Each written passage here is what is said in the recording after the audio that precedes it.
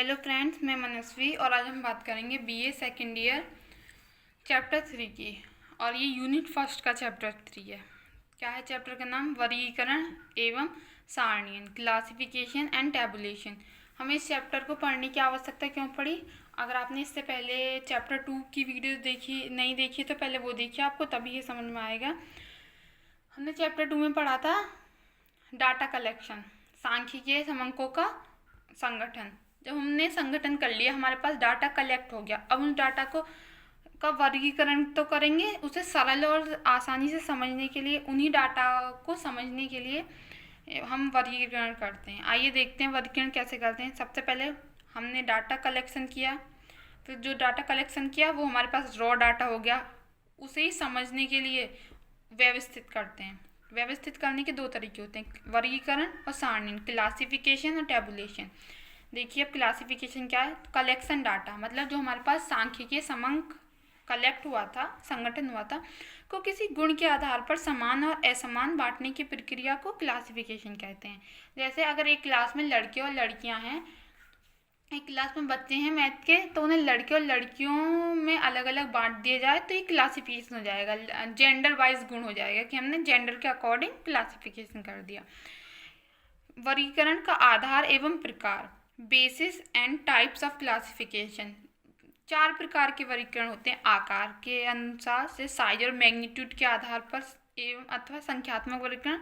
जैसे एक क्लास में कितने लड़के हैं, कितने लड़कियां हैं, अगर हमने इनका वर्गीकरण किया, ये संख्यात्मक वर्गीकरण हो गया।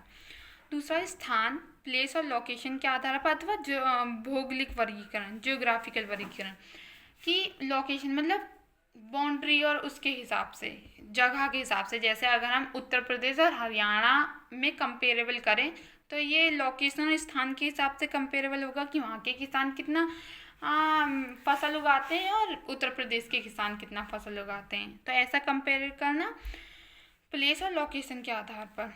प्रकार या गुण के आधार पर, मतलब kind of type of attribute, जो एट्रीब्यूट के आधार पर होता है वो कहलाता है गुण के आधार पर वो क्लासिफिकेशन करना। जैसे साक्षरता, जाति और ईमानदारी, अंधापन, इसके ऐसे जो क्लासिफिकेशन करते हैं वो गुण के आधार पर होता है। चौथा देखते हैं। चौथा है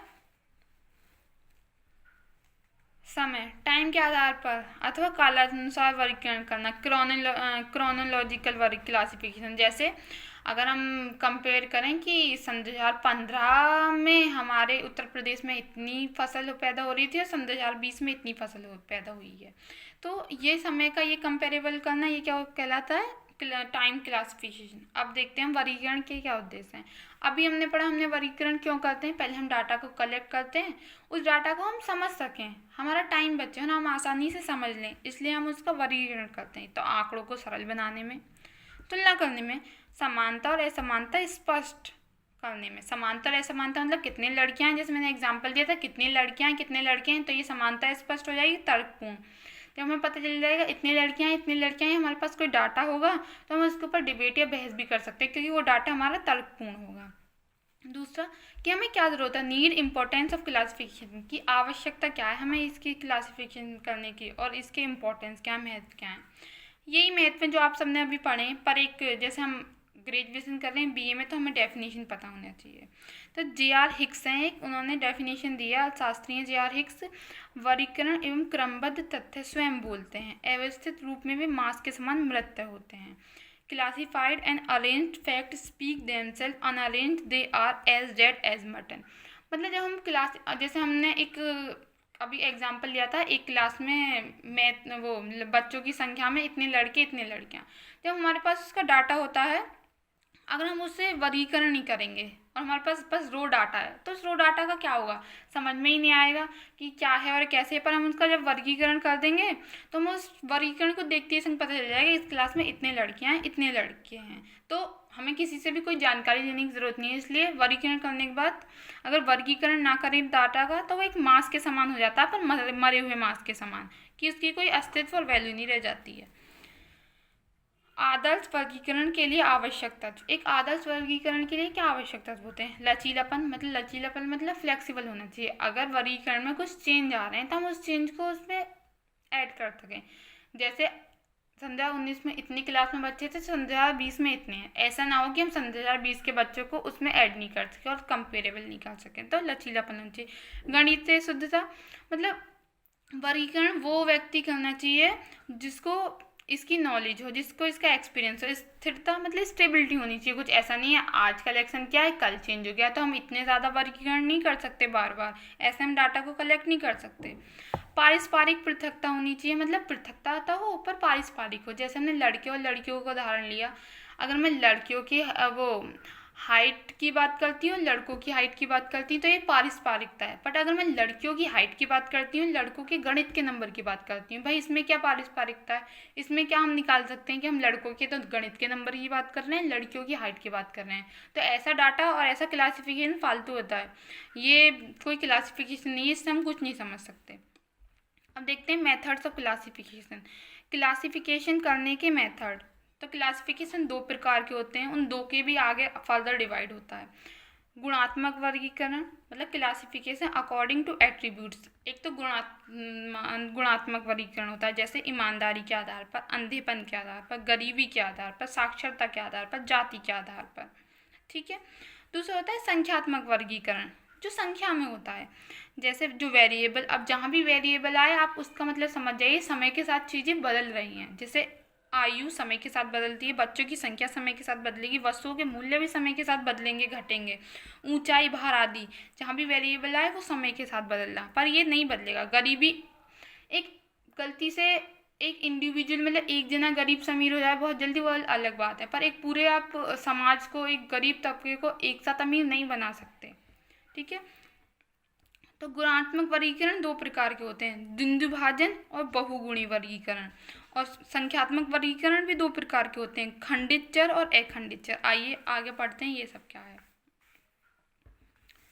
द्वंद्वभाजन वर्गीकरण, द्वंद्वभाजन का मतलब है कोई एक गुण के आधार पर वर्गीकरण की उपस्थिति और अनुपस्थिति हो तो वो द्वंद्वभाजन वर्गीकरण कहलाता है। जैसे अभी हमने बात करी थी लड़के लड़कियों की, तो जेंडर के आधार पर छात्रों में लड़कों और लड़की का वर्गीकरण ये सिर्फ एक गुण है क्योंकि जेंडर है।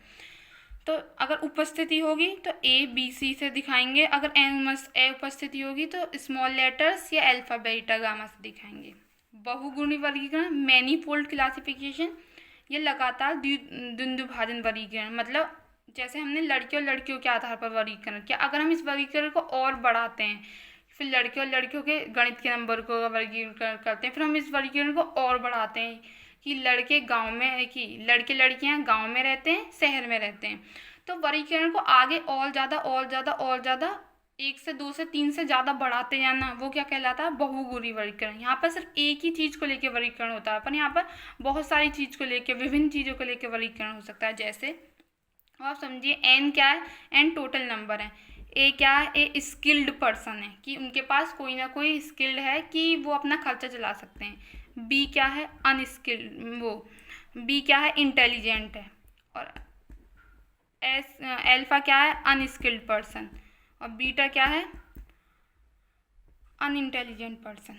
जैसे नंबर ऑफ संख्या एन है, मतलब फिर उसका वर्गीकरण हुआ कि मतलब एक तरफ तो स्किल्ड पर्सन है, एक तरफ अनस्किल्ड पर्सन है। आदर उसे आगे फर्दर डिवाइड करते हैं, स्किल्ड पर्सन में भी एक उसके पास स्किल्ड भी है और इंटेलिजेंस भी है, और दूसरी तरफ स्किल्ड तो है पर इंटेलिजेंस नहीं है। जब यहाँ वर्गीकरण करते हैं तो हमारे पास अनस्किल्ड है पर वो इंटेलिजेंट है, यहाँ पर ना ही इसके पास स्किल्ड है ना ही वो इंटेलिजेंस है। इसी तरीके से अब हम इसे आगे भी फर्दर डिवाइड कर सकते हैं कि अर्बन एरिया में रहता है ये रूरल एरिया में रहता है, कि इस गांव में रहता है या शहरों में रहता है। ठीक है, आगे देखते हैं। अब देखते हैं संख्यात्मक वर्गीकरण अथवा चरों के अनुसार। हमने पढ़ा था वेरिएबल क्या होता है, जो समय के साथ बदल जाता है उसे वेरिएबल क्लासिफिकेशन बोलते हैं। पहले खंडित चर, डिस्क्रीटी वेरिएबल वह चर जिसके मान परिमित और या अपरिमित हो परंतु अलग अलग गणितीय हो, खंडित या असतत चर कहलाता है। मतलब मान परिमित गिनती हो या ना हो पर अखंडित नहीं होना चाहिए, खंडित चर होना चाहिए। जैसे छात्रों की संख्या है, अगर मैं छात्रों की संख्या लूँ, एक क्लास में 10 बच्चे हैं, 9 बहुत लंबे हैं पर 10वां बहुत छोटा हाइट में, पर आप ये थोड़ी ना बोलोगे 9.5 बच्चे हैं, बोलोगे तो वही ना कि पूरे 10 बच्चे हैं। तो इसमें व्यक्तिगत अलग अलग चीज़ें होती हैं। अगर ऐसे ही अखंडित चर है, कॉन्टिन्यूस वेरिएबल, वह चर जिसमें पूर्ण संख्या नहीं होती है, जैसे छात्रों की आयु, कोई 16 साल 2 महीने हो सकता है, कोई 18 साल 3 महीने हो सकता है, कोई 15 साल 9 महीने हो सकता है, इसमें पूर्ण नहीं हो सकती। ऐसे ये हाइट भी आता है। डिस्क्रीट वेरिएबल, जैसे अक्षरों की संख्या, एक अक्षर में 10 संख्याएं, 2 अक्षर में 15 शब्द हैं, 3 अक्षर में 7 शब्द हैं, 4 अक्षर में 11 शब्द हैं। कॉन्टिन्यूस वेरिएबल क्या है, जैसे मजदूर हैं, 10 रुपये मजदूरी है, तो 10 रुपये मजदूरी पर 2 मजदूर से काम कर रहे हैं, ये ग्रुप में हैं। और इसमें अकेला व्यक्ति होता है, इसमें ग्रुप में होते हैं। ठीक है, आगे चलते हैं। आगे पढ़ेंगे हम सारणी। जब हमने वर्गीकरण कर लिया, अब वर्गीकरण को आप कहीं तो रिप्रेजेंट करेंगे, तो हम सारणी में रिप्रेजेंट करते हैं, इसलिए सारणी का भी बहुत महत्व होता है। सारणी क्या है, वर्गीकरण आंकड़ों को सरल और संक्षिप्त करने के लिए सारणी में प्रस्तुत करने की क्रिया को सारणीयन कहते हैं। मतलब वर्गीकरण जो हमने किया है उसे पंक्ति और कॉलम में अगर हम उसे प्रेजेंटेशन कर देते हैं, उसका प्रस्तुतिकरण कर देते हैं, उसे सारणी कहते हैं। जैसे tabulation is its broadcast sense, it's an ordinary arrangement of data in column and rows. ये बेलियर के अनुसार है। कोई भी हमने वर्गीकरण किया है, जैसे हमने लड़के और लड़कियों के गणित के नंबर का वर्गीकरण कर लिया और उसे हम सारणी में प्रेजेंटेशन कर दें। आपको अब ये समझना होगा कि वर्गीकरण सारणी का आधार नहीं है, पर सारणी वर्गीकरण का आधार है। अगर आपसे कोई बोले कि आप सारणी के बिना वर्गीकरण कर सकते हैं, कि हाँ हमारे पास तो डाटा होना चाहिए, हम सारणी के बिना वर्गीकरण कर सकते हैं, पर आप सारणी बना सकते हो बिना वर्गीकरण के? आप नहीं बना सकते। आप सारणी तभी तो बनाओगे जब आपके पास डाटा का वर्गीकरण होगा कि इतने लड़के हैं, इतने लड़कियां हैं, इतने लड़कियों के गणित में नंबर है, इतने लड़कों के गणित में नंबर है, तभी तो आप सारणी बनाओगे। तो वर्गीकरण सारणीयन का आधार है। मतलब सारणीयन का आधार क्या है? वर्गीकरण है। सारणीयन वर्गीकरण की मैकेनिकल प्रक्रिया है। ये बोलने के लिए यही है कि सारणीयन का आधार क्या है? वर्गीकरण। वर्गीकरण के बिना सारणीयन हम नहीं बना सकते हैं। अब इनमें डिफरेंस देखते हैं। क्लासिफिकेशन, वर्गीकरण और सारणीयन में क्या डिफरेंस है। सर्वप्रथम आंकड़ों को वर्गीकरण किया जाता है, सही बात है। सबसे पहले आप सारणी तो बनाओगे नहीं, इसके बाद सारणी बनाई जाती है। वर्गीकरण सांख्यिकीय विश्लेषण की एक विधि है कि आप डाटा का विश्लेषण कर सकते हो, पर सांख्यिकीय आंकड़ों को प्रस्तुत करने की एक प्रक्रिया नहीं है। ये सारणी क्या है? ये डाटा को प्रस्तुत करता है, इसका विश्लेषण नहीं करता है। वर्गीकरण के आंकड़ों को वर्गों व उपवर्गों में बांटा जा सकता है, जैसे लड़के और लड़कियों की संख्या वर्गों उपवर्गों में। पर सारणीयन के अंतर्गत आंकड़ों को शीर्षक एवं उस शीर्षक में बांटा जाता है। मतलब लड़कों के गणित के नंबर की संख्या, लड़कों के गणित के नंबरों की संख्या, और जैसे लड़कों की संख्या। आगे देखते हैं। वर्गीकरण में प्रतिशत, अनुपात आदि नहीं दिखाए जाते, क्योंकि हम वर्गीकरण को हम कंपेरेबल नहीं कर सकते। पर सारणी में हम बता सकते हैं कि क्लास में इतने बच्चे हैं, इतने प्रतिशत लड़के हैं, इतने प्रतिशत लड़कियां हैं।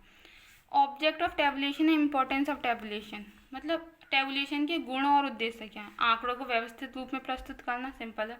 आंकड़ों को संक्षिप्त ढंग से प्रस्तुत करना, समस्या को अधिक सरल व स्पष्ट बनाना। जब हम आंकड़ों को सारणी में रिप्रेजेंटेट कर देंगे तो हमें उसे समझने में आसानी होगी। वो भी समझ सकता है जो थोड़ा कम पढ़ा लिखा है और जिससे थोड़ी सी नॉलेज है। ऐसा नहीं है कि फिर जो अच्छा पढ़ा हुआ है, जिससे इनकी बहुत नॉलेज है, वही आंकड़ों को समझ सकता है। हमने प्रेजेंटेशन कर दिया तो नॉर्मल लोग भी समझ सकते हैं। आइए पढ़ते हैं अब सारणी क्या है। टेबल, ये इंग्लिश में लिखा है। A good statistical table is the trump of ingenuity and techniques, a masterpiece of economy of space combined with the maximum of clarify presentation information। या तो आप इंग्लिश में लिख सकते हैं, हैरी जे रोम की डेफिनेशन है, या आप हिंदी में लिख सकते हैं वो संकलन, सांख्य संगठन के संकलन को, संकलन मतलब डाटा को, कलेक्शन डाटा को सारणी, वो पंक्ति और कॉलम में प्रस्तुत करना क्या कहलाता है? सारणी कहलाता है। मेन पार्ट्स ऑफ टेबल, कि हम सारणी के कितने प्रकार होते हैं। Table number, title, caption, main body, foot note, source. कि हमारे पास क्या क्या होना चाहिए। पहले पर हम टेबल नंबर लिखेंगे कि कौन सा टेबल नंबर है हमारा। टेबल नंबर 1 है, 2 है, 3 है, 4 है, 5 है। फिर टाइटल लिखेंगे, जैसे अगर हम क्लास में गणित के नंबरों की बात करें तो लिखेंगे 10th क्लास के गणितीय नंबरों का कंपेरेबल। फिर यहाँ कैप्शन डालेंगे, लड़कों की संख्या, लड़कियों की संख्या, लड़कों के गणित के नंबर, लड़कियों के गणित के नंबर, ठीक है। फिर उनका टोटल करेंगे। मेन बॉडी, यहाँ पर मेन बॉडी लिखेंगे, जितने नंबर हैं वो यहाँ पर आएंगे। फिर टिप्पणी देंगे कि हाँ ये इसलिए है, हम इसको इस तरीके से पढ़ सकते हैं। सोर्स भी बताएंगे कि हमने ये डाटा यहाँ से लिया है। तो आज के लिए इतना ही, ये चैप्टर ख़त्म होता है। अगली बार मिलते हैं नेक्स्ट चैप्टर के लिए। प्लीज़ चैनल को सब्सक्राइब करें और वीडियो पसंद आई हो तो लाइक करें।